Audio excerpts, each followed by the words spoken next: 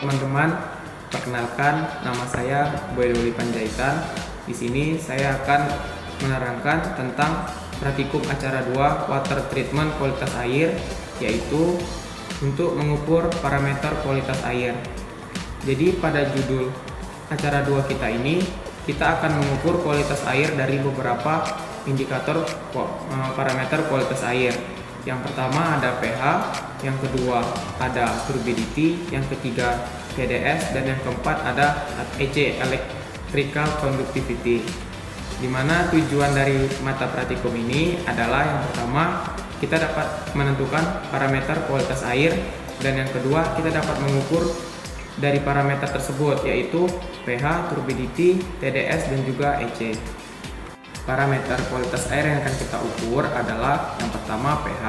pH itu adalah derajat tingkat keasaman dari sebuah larutan, di mana derajatnya dari 1 sampai dengan 6 itu adalah larutan yang asam, sementara bila tingkat derajatnya 8 sampai 12, larutan itu bisa kita katakan basah. Nah, bagaimana dengan larutan yang netral? Larutan yang netral itu tingkat derajat keasamannya berada di tingkat 7. Lanjut, yang kedua, parameter kualitas air yang akan kita ukur adalah turbidity. Turbidity ini adalah tingkat kekeruhan dari sebuah larutan, di mana apabila nilai dari turbidity-nya semakin tinggi, maka larutan itu akan tampak keruh. Dan apabila nilai dari turbidity-nya semakin rendah, maka larutan tersebut akan semakin jernih. Lanjut, yang ketiga, parameter yang akan kita ukur adalah TDS, Total Dissolved Solid, di mana TDS ini adalah jumlah zat yang terlarut dalam air atau indikator terlarut yang ada pada sebuah larutan. Satuan untuk TDS ini adalah ppm. Kemudian yang keempat itu EC, electrical conductivity, di mana electrical conductivity ini adalah untuk mengukur kepekatan dari sebuah larutan. Satuan dari EC ini sama dengan TDS, yaitu ppm. Cuman yang buat mereka berbeda adalah bila TDS kita mengukur konsentrasi jumlah zat atau partikel yang terlarut, sedangkan EC untuk mengukur nilai konduktivitasnya saja.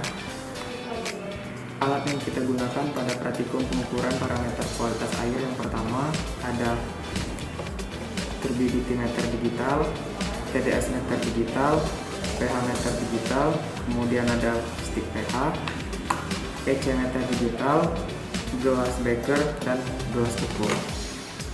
Dan untuk bahan yang kita gunakan pada praktikum ini, yang pertama ada sampel air sungai, kemudian ada sampel air selokan, dan sampel air sumur, dan aquades. Selanjutnya kita akan mengukur pH dari ketiga sampel, yaitu dengan cara menggunakan stick pH. Pertama kita ambil satu stick pH, lalu kita masukkan ke dalam satu sampel. Kita ambil contoh air sumur, kita diamkan beberapa detik sampai warnanya berubah. Setelah itu kita angkat kertas stick pH, kemudian kita cari kesamaan warna yang ada pada universal indikator untuk menentukan berapa tingkat derajat keasaman dari air sumur tersebut. Kemudian untuk dua sampel berikutnya kita lakukan dengan metode yang sama. Selanjutnya kita mengukur pH dari ketiga sampel dengan menggunakan pH meter digital. Yang pertama kita masukkan pH meter digital ke dalam salah satu sampel, yaitu air sumur. Kemudian kita baca di pH meter digitalnya untuk menentukan derajat tingkat keasamannya. Selanjutnya kita akan mengukur TDS, yaitu dengan cara memasukkan sensor dari TDS ke sebuah sampel, kemudian kita lihat berapa nilai besaran yang telah dikeluarkan oleh TDS meter digital. Kemudian lakukan metode yang sama untuk melihat besaran TDS dari dua sampel berikutnya. Kita akan mengukur electrical conductivity atau yang biasa disingkat EC, yaitu dengan cara memasukkan sensor dari EC ke dalam sampel.